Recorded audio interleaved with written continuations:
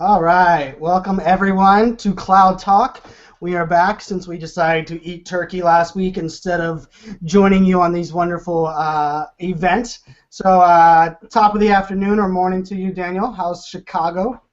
It's beautiful here. The sun's out. I've got my windows open to the left. I read something yesterday. It said I need to spend more time with my windows open because apparently living your life in a dark hole is really bad for your mental health.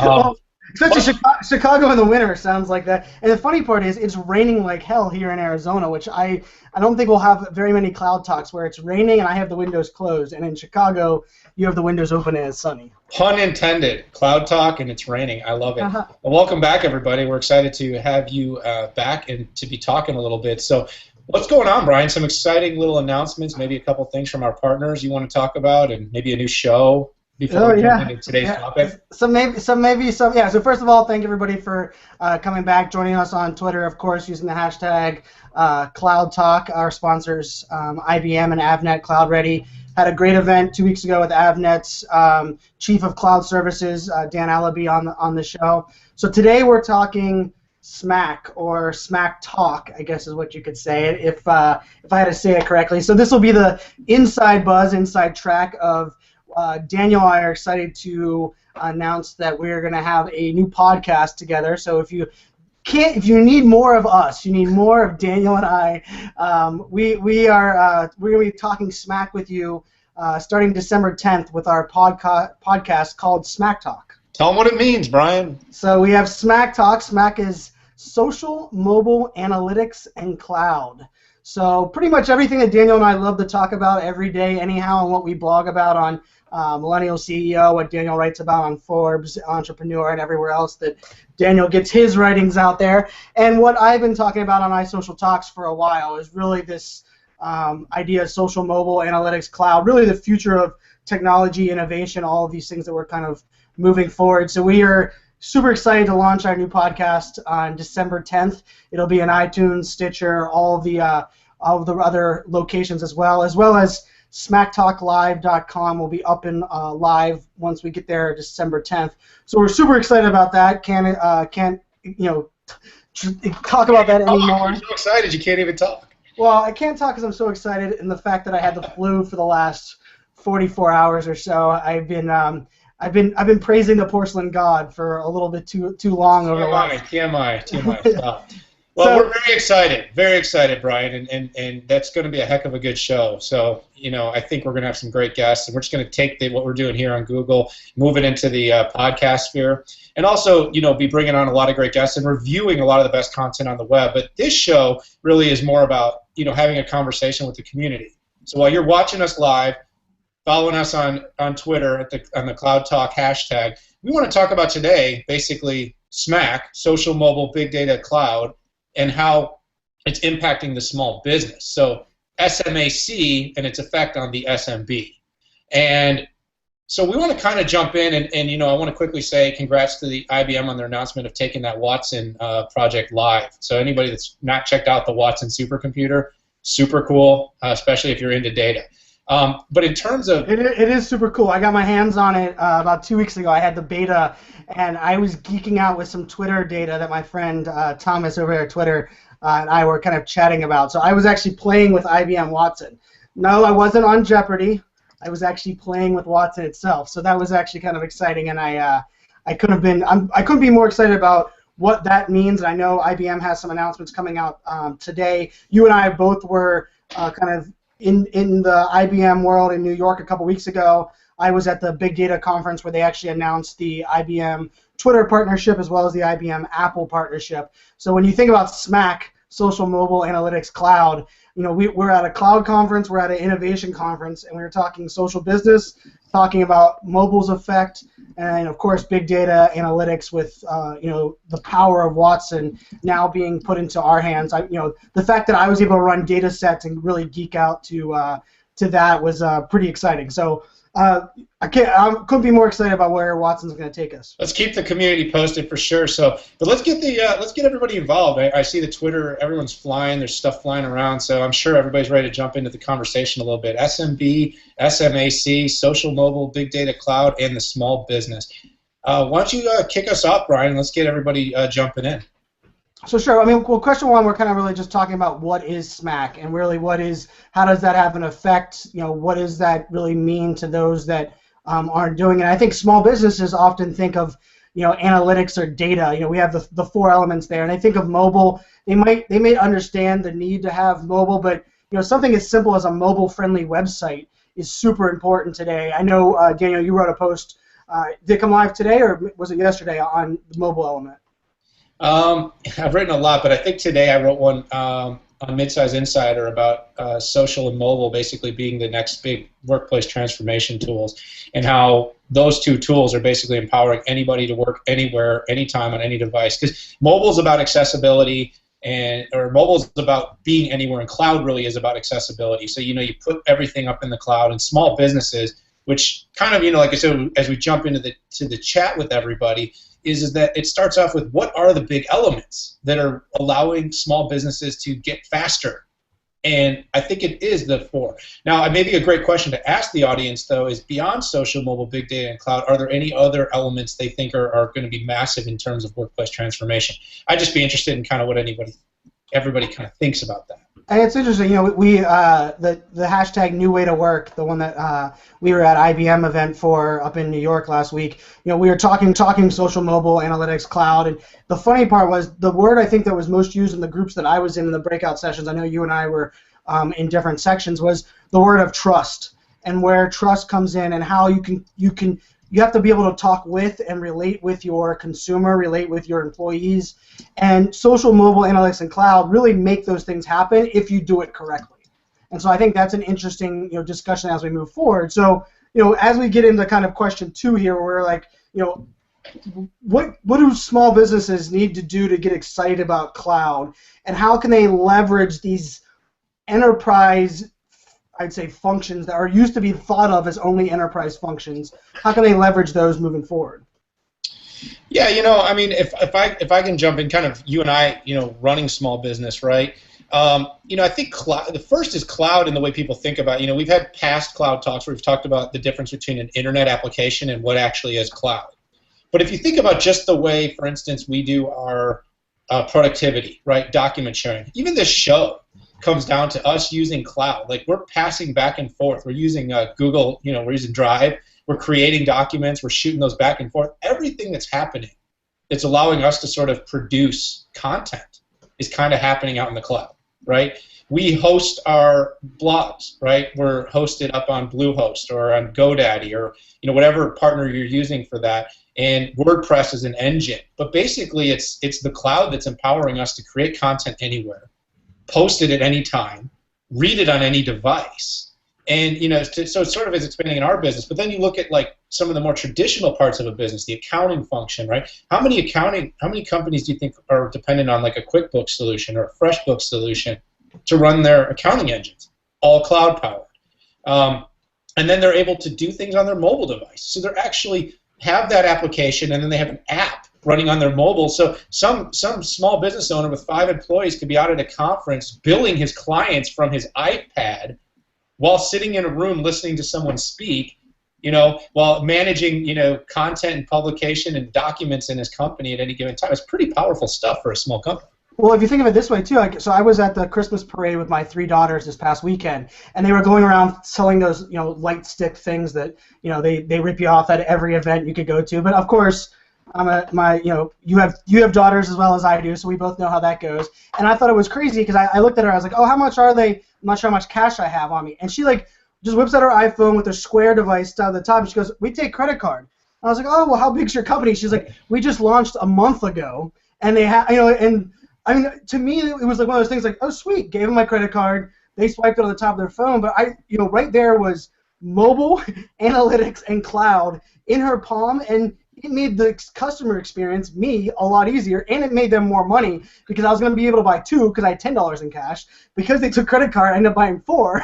So, I mean, like, little things like that, I mean, that's a real-world experience where if she didn't have that, if a small business that was walking around a parade didn't have the mobile cloud-enabled service right there, they would have lost money. And because they were smart enough to know that was a need for us customers. I don't carry cash. I don't know about you, but I mean, I thought that was I didn't think about it until the way you were explaining it, but for that small business, they just doubled their income off of one customer based on having the Square device attached to their phone.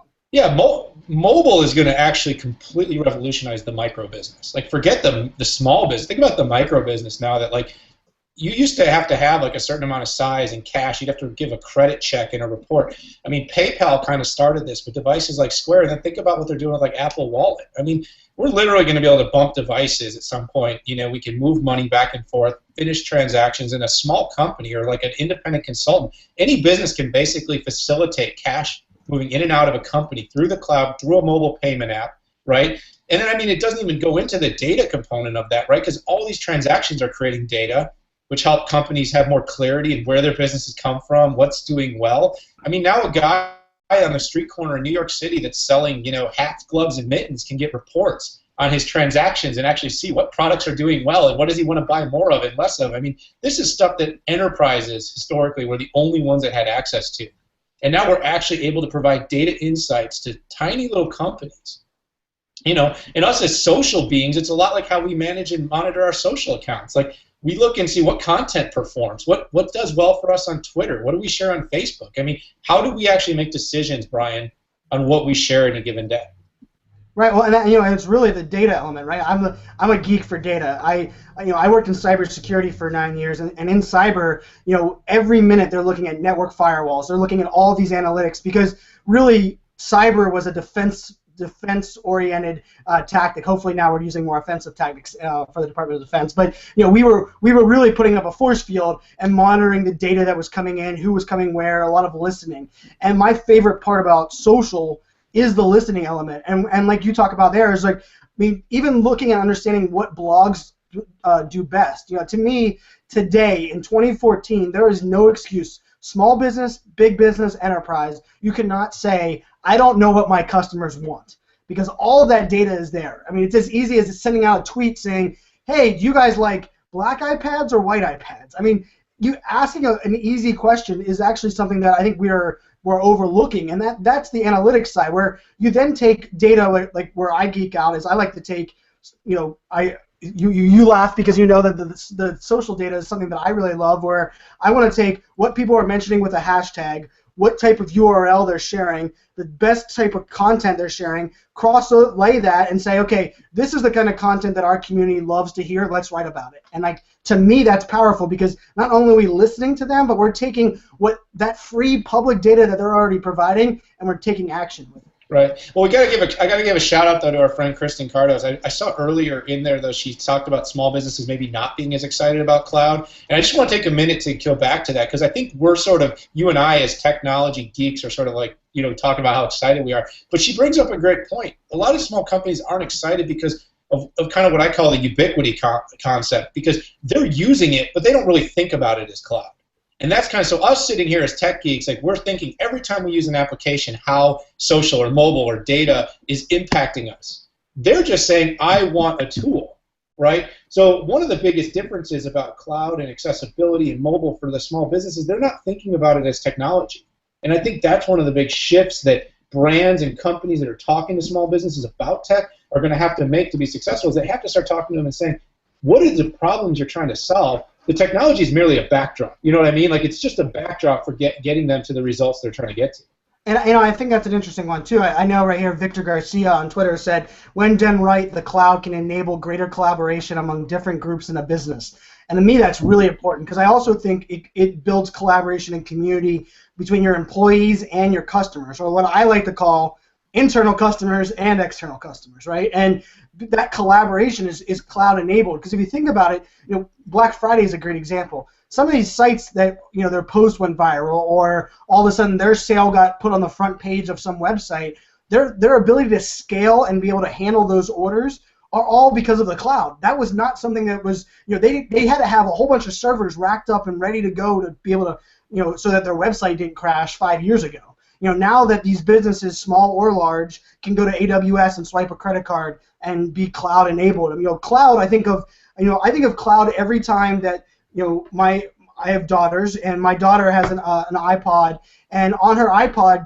when she's in the house, she can pull any video off of our iCloud server and watch that. That's utilizing the cloud, making her life easier, and that's the same for a small business. Even if the small business is using Dropcam, like a mobile wireless camera, instead of having to wire cameras into their building. Like, that's leveraging the cloud. That's leveraging a mobile device.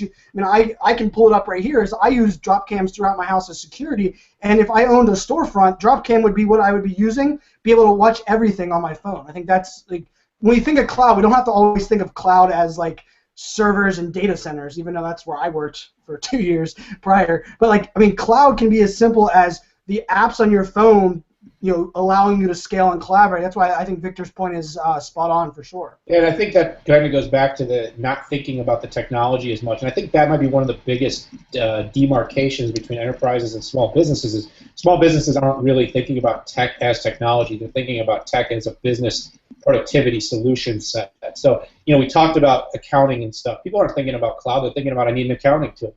We're talking about CRM. That's another big area that small businesses can have powerhouse CRM. Our friends at like a Nimble. I mean, if John's a friend of mine, or you talk about Rachel with Pipeline, or some of the things that they're doing, right, are super powerful and can enable really a very small company to have the same analytics set, same visibility, the same toolbox that even 5 years ago, really only the biggest companies could afford to have. That's super interesting. I think those are great examples of kind of going back to question 3 about how SMBs are using cloud. They're becoming enterprises with 1 employee, enterprises with 5 employees. That's pretty neat stuff. Well, how crazy would it be if small business was able to have partners that had never met face to face, only on social, right? And I say that with as big a smile as I can, because you and I met for the first time a week and a half ago after being partners for 4+ months. And I think that was, remote working, connecting using collaboration devices. I used to remember that the only reason I went into my office when I worked for the Department of Defense was because I wanted to use the conference camera that was in my conference room. And that was pretty high tech. That was only 7 years ago. Well, now, you look at some of these companies, and MovieStream, at MovieStream on Twitter is a awesome new app and new tool that's out there for quick video conversations, and they do a great job of getting in the community and chats, and their team has been pretty spot on. I've been engaging with them a lot recently, but that allows you, with that simple mobile device, you can take a video and thank someone, and I still use the term digital eyeballs, but you can actually look your customers in the digital eyeballs no matter where they're at. We have people joining us. I know Mark Longbottom's from across the pond.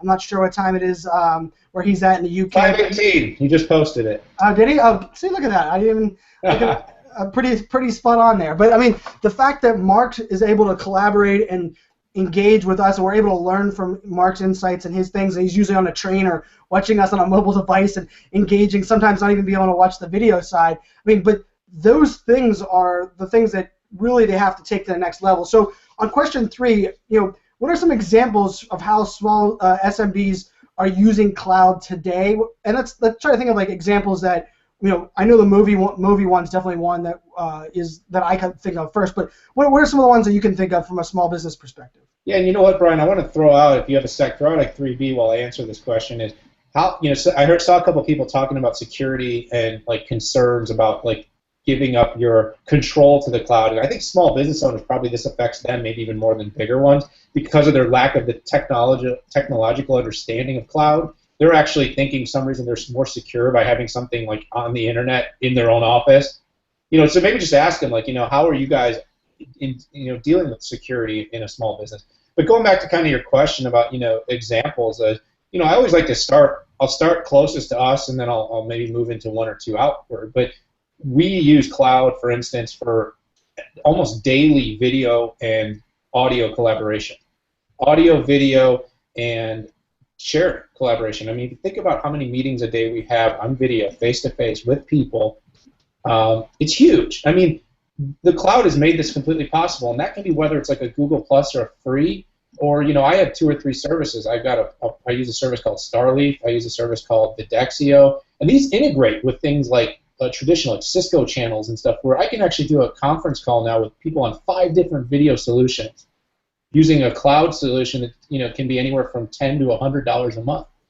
That makes true integration. So now we work with enterprises like every day, Brian, and how do we connect to a company that has 100,000 employees and has very strict access to different tools for communication? Well, cloud is really the bridge that's making this all possible. So I think accessibility and communication is a great example of how SMBs are integrating themselves in big businesses through using cloud tools.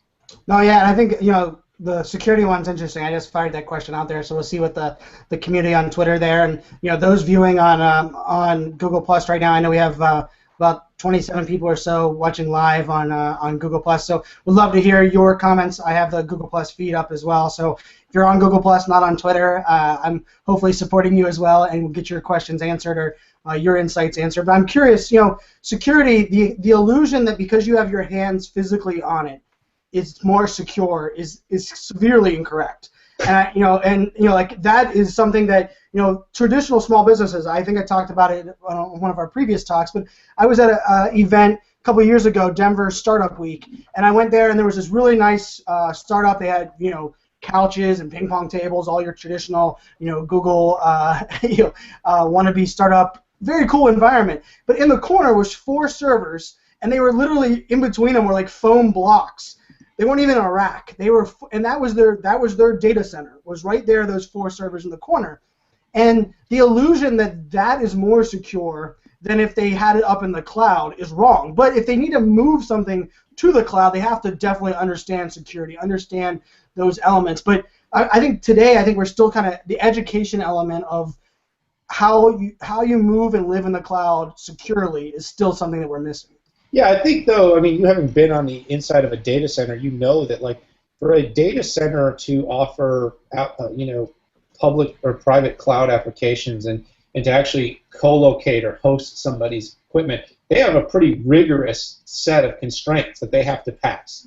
And depending on whose stuff they're hosting and whether it's got any sort of clearance or HIPAA, but I'm saying like there are a number of certifications that you really, while the smallest companies probably can throw up a server and call themselves a cloud, like, when you're dealing with these accounting systems like Intuit or, you're doing a CRM package in the cloud, these companies have certified data centers, and usually their certification is living within something like an AWS or a soft layer data center, or a Rackspace data center. And these guys have gone through massive amounts of security and clearance certifications before they can host anything.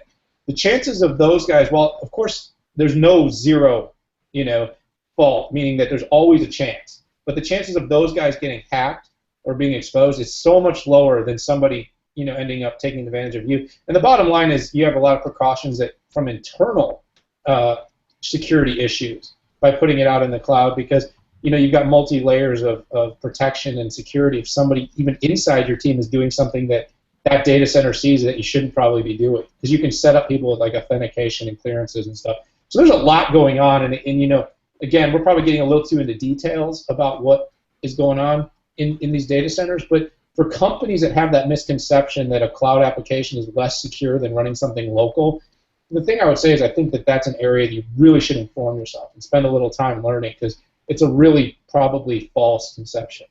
And actually, Kate Moffat, who on Twitter wrote a couple good comments about security that I wanted to kind of bring in here, and she's been dropping. I have about 4 of her tweets locked in my thing to read. So one of them said, security can mean different things to different people, like file leaking or the security of a server or credit card hacking. And I think that's actually a really good point, because when I think of cybersecurity, when I think of security can be as simple as you don't want someone to have your home address, right? And it can be as large as you're afraid that someone's going to be able to get into your Google Doc, because within your Google Doc, hopefully you're not doing this, but within a Google Doc you have, saved the social security numbers of your 8 employees. So those kind of things, I think when we think about security, I think that's a great point, but by Kate, that we really do have to think about it in all the different aspects. And when if a small business is really risk versus reward, if you're able to make your customers' lives easier, but it's going to take a little bit more risk, you definitely have to balance that yourself. And I also think part of the thing with technology is if you don't and it's, what is it? Is it? I can't remember who's the quote where it says, it's like, don't chastise something you don't know. Like, just because you don't know about it doesn't mean that it's wrong. So I think part of it is really, getting in the right service, the cloud broker, or housing it in the right cloud environment. Like, maybe iCloud isn't the best place for your business because iCloud's built for a personal use, right? So like, I think those kind of decisions for small businesses are things that they're kind of working out as they go. Yeah, just a quick aside. And one of our new guests, Michael Boyce, is out there, and he said, it does go beyond security, goes beyond cloud, and he's absolutely right. I mean, cloud is just sort of that misconception. It starts with not understanding how this whole social mobile cloud thing works. Bottom line is, for most small businesses and big businesses alike, I think if the data was to come out with one point, it would be most of our security breaches are due to our own stupidity. It goes back to what you talked about with those 64-bit encryptions back in your military days, where it was because people were putting the sticky passwords under their desk, and somebody inside was taking that information and using it to gain clearances or something they shouldn't have had access to. And that's how most of us are. Like, quit using your wife's name and your dog's name as your password. Because that's probably what's going to end up getting you screwed. I mean, realistically, if anything's going to get you, it's going to be that. Right, and especially from the standpoint, like you said, I mean, like, the number one threat for enterprises when it comes to security is insider threats. Their own employees leaking or selling or accidentally giving out intellectual property. So if you think of it that way from a small business perspective, if there's only 3 of you, hopefully you trust each other a little bit more than a 300-person or 600-person or an IBM where they're as big as a country or larger than most. 435,000, I think, is what I heard. Yeah, 435,000.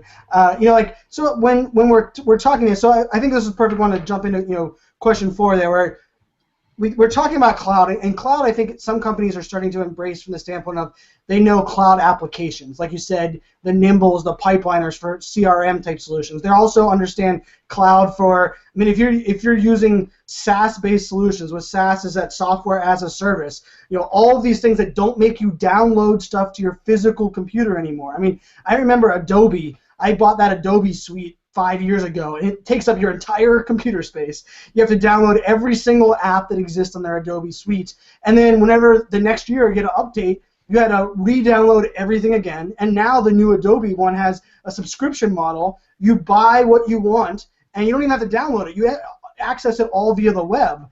And just the ability to do that means I can access it on my phone, I can access it on my iPad, I can access it on any one of my computers. So I think that's a big element of cloud. So when we talk mobile, so what is mobile's role for SMBs today? Like, when we think mobile, and I think one of the examples was when I talked about mobile transactions there, where the company at a parade outside was able to take my credit card. I think that's a big one for mobile. But what other things do you think of when you think of mobile for SMBs?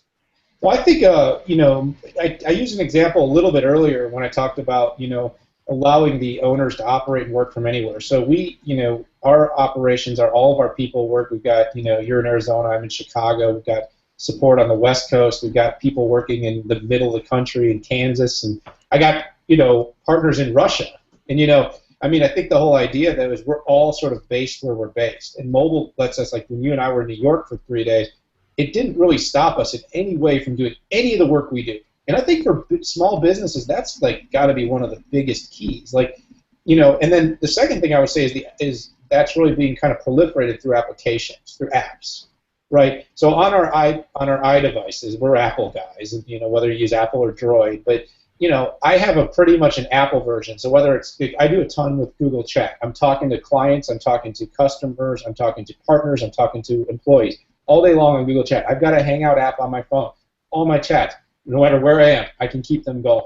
I like GoToMeeting for certain collaboration. I've got a GoToMeeting, GoToWebinar. So I did a webinar from a McDonald's in the middle of New York City during that IBM event because, you know what, I needed to get on this webinar and present, and it was like the only spot I could get access to, but I had my mobile device, a GoToWebinar app, and I was online doing a webinar for like 500 people in the middle of a McDonald's at 11 a.m. somewhere in New York City. So, think about what mobile's done for us that we couldn't even imagine being possible a few years ago in terms of allowing us to work from anywhere. Well, and I think it's no longer work from home. It's work from anywhere. and I'm a big fan of the company Buffer, and Buffer, they do a really good job of talking about, like, they do these retreats where they get people live, but they don't have to hire someone that is physically located anywhere. They do not care where you live. They want the best talent. And by doing that, a small business now can compete with an enterprise. Because if you think about it before, an enterprise could relocate you. They could think about all these additional charges they had to take. If the best talent was in Phoenix, Arizona, and the home base was in New York, the enterprise could relocate me to New York. The small business wasn't getting me to New York. And now, both of those can fight for me as an employee because I can work from anywhere. And I think that's a big win for small businesses when you think about that, especially a small business that's e-commerce focused. And like I know Marcia Collier, I'll give her book some pub, but her book, The Ultimate Online Customer Service Guide. Marcia Collier, a friend of ours, I was flipping through there yesterday while I was bedridden with the flu, going through her books, through some of the notes that I had written when I had originally read the book.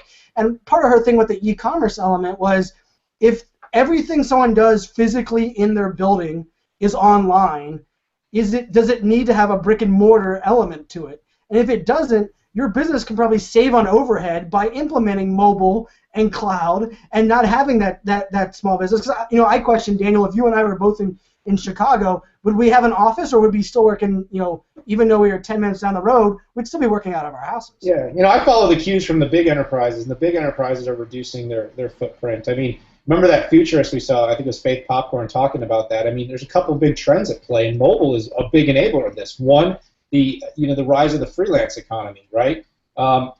Mobile's turning, I talked about this in that Uber article I wrote about Joel Comm, and the Uber movement is creating like thousands of new independent contractors and freelancers and small business owners, like, because now we're in this economy, and I don't, Jeremiah Ouyang and them talk more about the sharing and the collaborative economy. I'm not an expert on this, so I don't want to proclaim that, but think about how mobile is making that possible. Now you need a smartphone, an app, and a little, and you're starting your own car service or your Airbnb business. I mean, it's all about fluctuating resources, and mobile is really allowing us to do that too for our small businesses. Like, our resources become much more connected, much more available, much more powerful, no matter where they are. I mean, there's no way that a small business could operate the way we do before the mobile economy emerged. You're muted. Unmute. Damn mute button. It's one time a show I think I always talk to the mute button. Mute button's not my friend. Shannon on Twitter put out, mobile for SMBs, and she said BYOD and work from anywhere. Mobile equals freedom, which equals unlimited growth opportunity. I think that's my favorite quote so far when it comes to mobile, because if you think about that idea, BYOD, when I was working for the Department of Defense at the Pentagon, BYOD scared us to death, because that meant and I really think now it's BYODS. BYODS. It's bring your own devices, because let's be honest. I have a Raspberry Pi. I'm a geek, so I have a Raspberry Pi. It hooks up to a HDMI cable. This is a computer. I'm holding a computer device that has mobile memory, and I can take this into my office and utilize this for work. I actually was using this in my last company.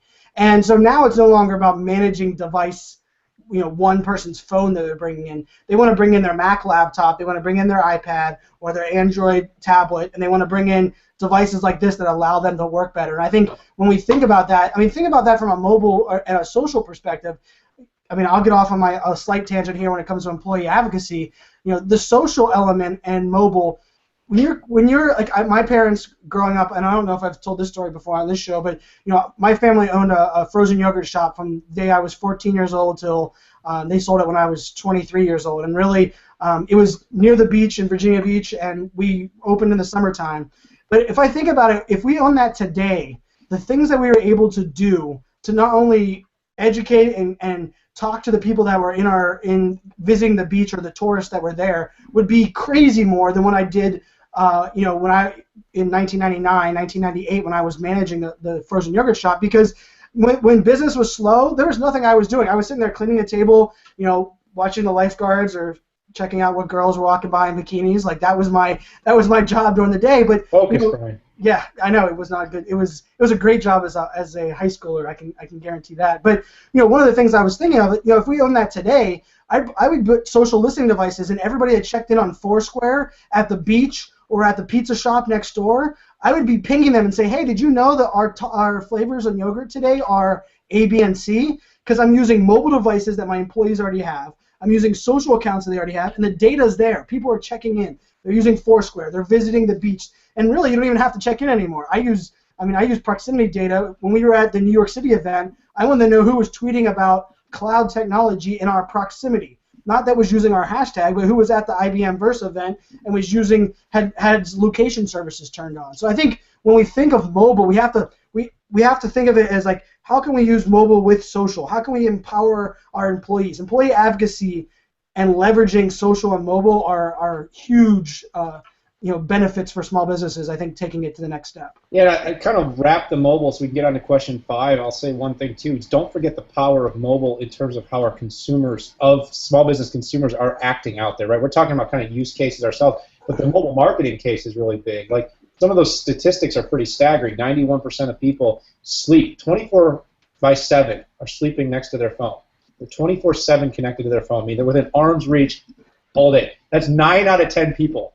Which is insane. Let me give you a second one. All right, give me another one. Because I think this is fun. 75% of people take the phone into the crapper with them. Well, yeah, I'm not surprised by that, and I'll plead the fifth if I do it or not.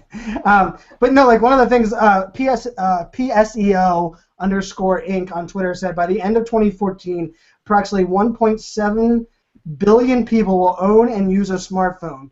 According to a study conducted by eMarketer. I mean, 1.7 billion people using a smartphone. That means, like, I don't think, to me, it doesn't matter if it's Android or iPhone. It just means they're going to now give us that much more data. So us as companies, us as leaders, us as brands, can now leverage that and provide better experiences for the customer. If there's anything that I think we could take away from S.M.A.C, which we'll be talking about on our podcast, weekly for sure, is that it's all about creating new experiences. And the new experiences doesn't mean it has to be from scratch. But if you're leveraging mobile and a customer's checking in, like I said, at the pizza shop next door, and I let them know that, hey, don't eat that extra slice of pizza because you can come over and get frozen yogurt because your favorite flavor is here. Like, I'm creating a better customer experience that they would have never even known that the yogurt shop was probably there around the corner. And if we think of it that way, it's creating these new experiences. Which, by the way, one last thought for SMBs. Let's boil down lowest common denominator. Anybody out there that's listening, mobile your web presence. Okay, like this is like I can't reiterate it enough. All the data points are saying more and more sites are being consumed through mobile devices, and they're smaller devices because like things like the iPhone 6 and some of these larger cell phones are starting to really even displace the tablets, meaning that you really need to make sure your web experience on a mobile device is good. I mean, because the mobile marketing stats say people aren't patient. Like they used to be like, oh, it's on mobile, I'll check out the desktop later. Now they go to mobile and they're like, if it's not good on mobile, I'm not checking you out later. I've written you off. So for small businesses, responsive themes. I mean, make sure your web presence is very friendly for mobile. You will take a hit if you don't. I think there's no excuse. You must be mobile and you must be social friendly, right? And I know you and I are even doing this right now as we talk. We're both going through. We're re-imaging or theming our Millennial CEO website, and really growing that community. We're excited about all these new contributors that we have for our blog, and we're really transforming that blog into very mobilely dynamic, socially engaged. Everything is socially shareable. You can pin every graphic, and really, it's not an option today. If a small business is creating a website, and I'll quote my wife. My wife is not technical. She's a high school history teacher, and she told me she was at an event, and it's karate. She was taking my daughters to karate, and at the karate event, the lady was like, "Well, we really hope you will come back and visit us." And my wife just said, "I couldn't find you on Facebook." And the lady said, "I think we have a website. We're not on any of those social networks." And my wife came home and she's like, "They're not on Facebook. I'm not going to." She goes, "I was going to write that they gave us 2 free classes and it was a great event, and everyone else, if they're looking for karate in southeastern Phoenix, they should go to it." She goes, "Now I'm not even going to bother." And like, to me, like, I started laughing. I'm like, this is someone that she wants to give you credit. She wants to give you the best possible thing you could get is third-party validation. Earned media. Yeah, and the fact that you don't have a Facebook page, which isn't hard to create, and even if you're if you're looking to create Facebook pages as a small business, Broad Suite is a great solution. Hey, But no promotion, sir. I'll plug that quickly, but the idea there where if you're not even taking the time to create a Facebook page, why should someone take the time to utilize your service? You might not even be around long enough if you're not willing to embrace a mobile-friendly website and have your social accounts, even the basic ones. I mean, a Facebook page, your Google index, so that when I check in on Foursquare, I mean, I'm a Foursquare user for a long, long, long time, and I have no idea why. You're the one, huh? You're the one? I am one of them. And You're the one. I have no idea why, because it's not like the badges matter. But I mean, I use the recommendations in Foursquare more than I use for Yelp. But that's beside the point. I mean, I remember I would go to sites or restaurants and be shocked that they don't have a pin location for their restaurant or because even getting directions or getting any of these other elements, it's super important to have the basics there. So and we'll jump into question 5 here was big data. We talked about IBM Watson today. I know I've seen some tweets coming out from Ian Gertler and Sean Murphy for the IBM news that was dropping today about IBM Watson and some of the things that are happening out there with you getting a sneak peek into the power of Watson. When we think about big data, how does that and analytics really play a role for small business? Because I think this is the untapped one. This is the one that's still fairly the newest of the 4 in our acronym-heavy cloud talk today. But what are your thoughts on that? How is big data really changing the role of the SMB? Yeah, I've written so much about big data, and it's funny because everyone's like, I'm not a data scientist, and that's what I think for small businesses the first thing they need to do is get out of the big data scientist complexities of data mindset and just start thinking about little insights. I wrote one about that Watson thing and little data, and I said, basically it's what are the things we want to know most about our customers. So my big passion is that the marketing experience is going to flip from this sort of mass one-to-many marketing that we're doing. Even in social, there's still a lot of blasting going on, to this really super intimate kind of one-to-one marketing where every marketing engagement we have is super personalized. And there's no way this is going to happen without big data, because we have to be able to parse through all the information. So I'm going to start at the highest level. I'm going to kick this back to you.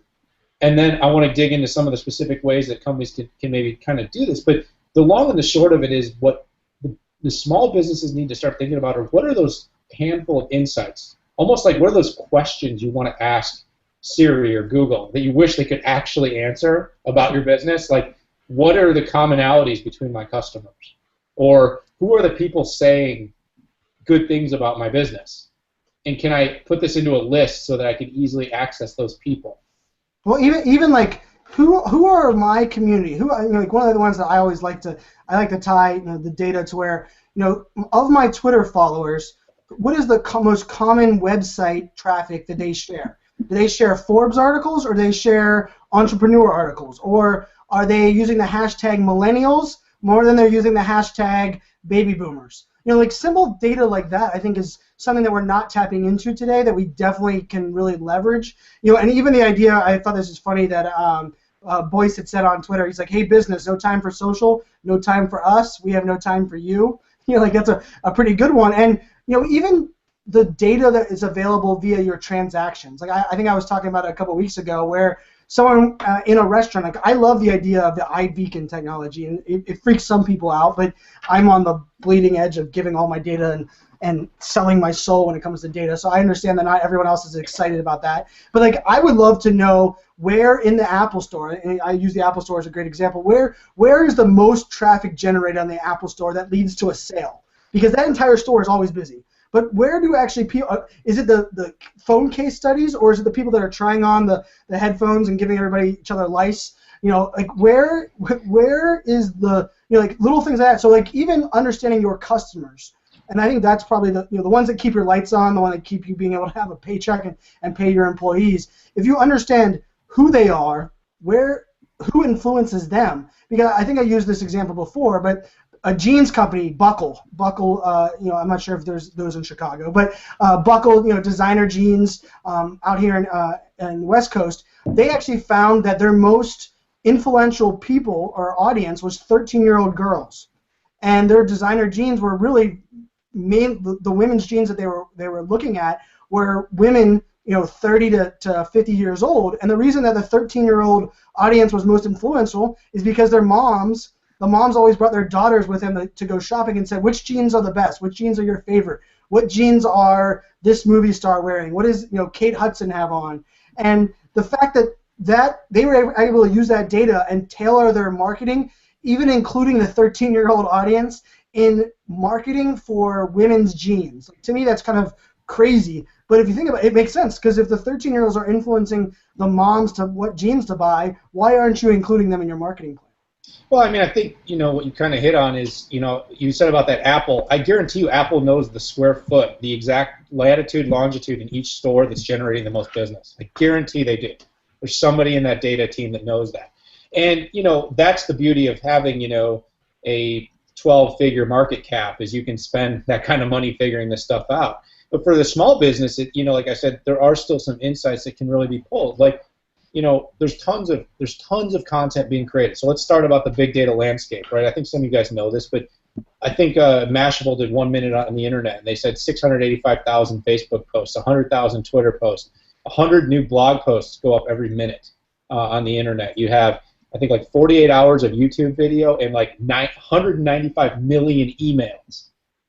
So if you think about the amount of data and content being created, and this is kind of where that demarc comes between structured and unstructured, right? Most small businesses are still only thinking of data as structured information. I mean, they're going, okay, I've got Excel files, I've got customer databases, I have years of shipping records and all kinds of things that they maybe keep. It's like, okay, what kind of insights can you glean? But, go away from that and say, what could you learn about your product or your community by searching Twitter? Or what could you learn about, what people want for your service? They say you're an accounting firm. You want to know what's popular in what are other accounting firms talking about that's resonating. You could literally search, the blogs of 1,000 accounting firms to find out what are the pieces of content that were the most trafficked talking about tax accounting for small businesses. Then you could say, who are these guys? What were they talking about? You could literally hack that data and then apply that to your business, so you could say these are the things that are resonating the most out of all the things on the internet with clients. It's pretty powerful stuff. And I think the unstructured data is really the area that small businesses just haven't tapped at all, is that data that's actually out there that's being created by the users and the consumers of their products and services. Well, and that's interesting. I'll put it in the yogurt shop example just because I know I was running a yogurt shop, and one of the things, like, for me was knowing when to staff, what days were, we would always, we would look at the end of the day and say, Sunday nights was our busiest nights because of the dollars that we put in, right? So everything was about the dollars that we made. But what about if I wanted to figure out even a little bit beyond that and say, if most people are visiting the beach on a Saturday morning, but yet my traffic inside my store is slow on a Saturday morning, that's a perfect time for me to get out of the store and get marketing flyers there in the audience. And all I'm doing is using data from other examples, or even taking data from, collaborating. I mean, heaven forbid we collaborate with other businesses or other companies. Like, if the pizza shop every day on Tuesday afternoons was really busy because they ran a sale, if we kind of combine those together by using the data that we have and really, piggybacked on that, we could really make a difference. I think part of this, comes down to, we have to be okay, and I can't remember who said it on Twitter. I think Shannon might have said it, where she said, using data for small businesses doesn't have to be thought of as all data. The only data that we can use is intrusive data, because some of the data that we have is just transactional data. We want to know, on average, what our most busy hour is, and maybe what employee is always working during that 1 hour that we're always busy. Because what the hell is that one employee doing that the rest of the employees aren't doing? Like, little things like that really, tweak and make your business better. Well, like correlation and contextualization of data to make it really more meaningful. But the bottom line is, for a lot of small businesses, a couple of really small insights could make a big, big difference. Like, even that's a good tweetable right there. I like that one. Well, just tracking those couple of things. Like, if you started and literally you approached the big data projects, and I want to get on to the last question. We almost need to have a whole other episode. We should do a podcast. But that's a great idea. Maybe I'll talk smack with you. It's almost like if every company just said, okay, let's pick 2 or 3 things for data projects, and really, really comb the data to get back to a couple of core issues like customer experience, productivity management, revenue management, like 2 or 3 areas of their business, and found 2 or 3 insights, and they invested that much. That could make a massive difference in their business. So data doesn't have to be overwhelming. I think it just starts with saying, what is the question you want to ask? And then there's lots of services now available that can do very small big data projects to get your business insights. And you can hit us up to talk about where those services are. I've written about them. I'll send you some articles. Yeah, that's a good one. And even the idea that IBM Watson, the largest, the biggest engine ever of data, is now available for all of us to play with, is just a good sign of the changing times with data. And so with question 6 here, we're talking about where does social fit into the conversation for small businesses and even beyond marketing. And Brandon Seymour on Twitter said the rate at which social media has evolved has led to a lot of misconceptions as to how it actually works and how a small business can make it work. I think that's actually a very valid point. And Victor Garcia said social gives you important data about your customer wants, needs, and habits. Habits is, I think, a really big one if you think of it that way. I'll use Applebee's as an example. They're not really a small business, but their social is amazing. If you want to follow any account on social, I would definitely recommend, from a restaurant perspective, follow Applebee's. And they actually live tweet during Pretty Little Liars, the TV show. And the reason that is because they listened to their audience, and that was the most popular TV show that their audience was tweeting about, so they jumped in the conversation. I mean, how cool was that they listened and embraced it so much to where they just started live tweeting for it. And I guarantee, maybe not, me, because I appreciate that as a social media geek, but whenever their mom or dad says, hey, where do you want to go eat? Applebee's might not have been on their top of mind, but it might have been now because they were in that hashtag conversation feed, during Pretty Little Liars. I don't know if great social can overcome how bad their food is. That's just a personal view, but I do agree they do social well. And I think this is like one of those topics. Again, I think we need to bring a mobile marketing topic back to Cloud Talk at some point. And I think the social impact on SMB is like its own kind of conversation to be had. But from a S.M.A.C perspective, right, for cloud and mobile and social, I think the biggest thing it really comes down to is the ability for small businesses to be instantly accessible on social media. So like I talk to companies all the time about social customer service, and it's still my #1 application for small business is being where your customers are. So there's 1 billion+ pervasive social media users every day. Have a page. Pay attention to your page. Have your notifications set up. Make sure you're responding to people. I know this is sort of like 101 social media crap, and it's not as high level as maybe some of the people in the audience would want it to be. But for the average small businesses, just saying, hey, we're here, we're listening, we're going to respond to you, we're going to pay attention to you. Like if you're unhappy, you can email us and you can call us, but you can tweet us too, because we know that our customers are on Twitter and we're listening and we're paying attention and we're responding. And you're going to get as good of a service experience on Twitter as you get when you call us up, maybe even better. Think of another big enterprise that's done this, but think about Comcast. I'm sure you've heard about it, but Comcast actually will respond to a tweet within like a minute. You will sit on their phone queues for like a day. So, I mean, Twitter, like I said, I could be at my lunchtime gym session and someone could tweet at our company and say, hey, didn't you owe me this? Or where are you guys? I'm trying to get a hold of you. And I could get a tweet and I could respond and say, hey, we're right here. We'll be in touch with you in just a few minutes. That's powerful for a small business. And I mean, and I'll talk about it even. So I checked into the Hyatt Hotel in New York City there 2 weeks ago. And I checked in and I said, beautiful hotel, so glad to be here. Now it's time to go get some pizza. And I checked into the hotel, went up to my room. By the time I got to my room, I had a tweet back from the Hyatt that said, the Hilton or the Hyatt, which one were you at? I can't remember. It was a Hyatt. Hyatt, yeah. And they said, these are 3 pizza joints closest to that location. Enjoy your stay. Not only did that buy them social cred, but I can almost promise you, if my service had sucked for the week, which it didn't, but if it had, I probably wouldn't have put them on blast on social because they reached out to me. They gave before I even asked. And because of that, they built up their own cred. Not they built their own clout, not the clout with a K, but they built out their own social. And I thought that was genius because they didn't have to do that. They could have said welcome, or I wrote that post last week where we need to go beyond just saying thank you on social media and start creating these conversations, and that's what they did. They solved a problem that I wasn't even asking them to solve, and of course I tweeted back saying thank you. Then I took a video of my hotel room. Then I wrote a review on their Facebook page talking about the location, because they went out of their way for me. I'm going to go out of my way for them. And I think that's something that when we think about social for these small businesses, or for a hotel, or for a restaurant, or for an e-commerce site, give and listen far more than you worry about what to tweet and what to post. Yeah, I think that the listening and the community building and the relationship building for a lot of businesses kind of goes behind the actual content creation, but you kind of have to, it really is an integrated effort for most small businesses, because they have to build an audience, and to keep an audience you have to be interesting, but to build an audience you have to be listening, so there is a lot of interdependency between the two. But I agree, listening, because the other thing small businesses can do is they can kind of listen hack. Like, you actually tweeted at them.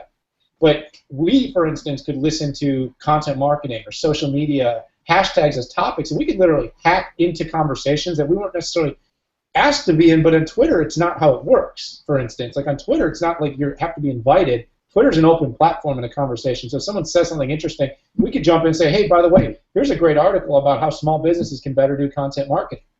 Now we've made an impression, and it's not just promotional, we're actually helping someone because they're asking that question. They're asking about content marketing. So it's sort of solving problems, being there, being available, listening, paying attention, then offering resources. Small businesses can get in on this, and it's expensive in terms of time, but it's cheap in terms of the actual platforms. I couldn't agree more. That's a good way for us to kind of wrap up this show. As everyone who's listening, we thank everybody who's listening, of course. We thank our sponsors of Cloud Talk, both IBM and Avnet. IBM has some exciting news coming out. We had Avnet on the show, the most previous show. Very lucky and thankful that them as an enterprise companies are embracing these conversations and education of the community. We thank everybody who watches the show, shares our content. As you can tell, we both love social, mobile, analytics, cloud, so it's kind of a no-brainer for us to start our podcast and launch it on December 10th. So check out the hashtag SMAC Talk, as well as smacktalklive.com, as we will be launching that podcast. Follow us, of course, our Twitter handles, iSocialFans and Daniel Newman UV on the Twitters. We'll be back again next week, next Thursday, talking more cloud talk type information. But if you have suggestions for guests or topics, we'd love to hear it. I know Kristen Cardos, one of our biggest supporters, said that her husband's running a startup today, and they're 6 months into their small business, and they're fighting in the technology and the battle today. So I asked her to ask him what his pain points are and who we can get on the show, what guests we can bring on that might be able to answer their questions. And I invite you, those that are watching this live as we speak on this Thursday, December 4th, or if you're watching the replay show in the future, hopefully if you have questions or things, tweet us at our Twitter handles, or just use the hashtag CloudTalk. As we embrace social listening as we practice what we preach, hopefully. So for Brian Fanzo, thank you all for joining Cloud Talk this Thursday. Hopefully I won't have the flu before next Thursday's one, and we'll be back with you in a week. I'm thinking maybe you should, Brian, because you were better than ever today. So Wednesday's flu day, Thursday's Cloud Talk. Can't wait to see you guys here again next week or on Smack Talk. See you guys later. Cheers.